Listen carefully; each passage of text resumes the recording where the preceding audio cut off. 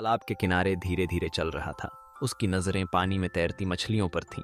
वहीं पास में मगरमच्छ धूप सेंक रहा था। उसकी आंखें बंद थीं, लेकिन उसके चेहरे पर एक संतोषजनक मुस्कान थी। तुम बहुत धीरे चलते हो। अगर कभी कोई खतरा आया तो तुम बच नहीं पाओगे।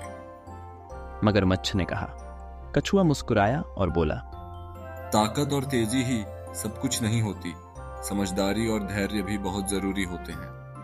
शिकारी ने तालाब के पास आते ही मगरमच्छ को देखा और तुरंत जाल फैला दिया। मगरमच्छ तेजी से भागने की कोशिश करने लगा, लेकिन जाल में और उलझ गया। वह घबरा गया और इधर उधर छटपटाने लगा। कछुआ ने एक योजना बनाई। वह शिकारी के पास गया और उसके पैरों के पास काटने का नाटक किया। शिकारी डरकर उछल पड़ा और मगरमच्छ को छोड़कर कछुए की तरफ ध्यान देने लगा। मगरमच्छ ने धीरे धीरे अपने शरीर को जाल से निकाल लिया और तालाब में कूद गया। जब शिकारी वापस मगरमच्छ की ओर लौटा तो वह गायब था। कछुआ भी धीरे धीरे तालाब में चला गया और अपनी जान बचा ली। मगरमच्छ ने कछुए से कहा, तुम सही थे।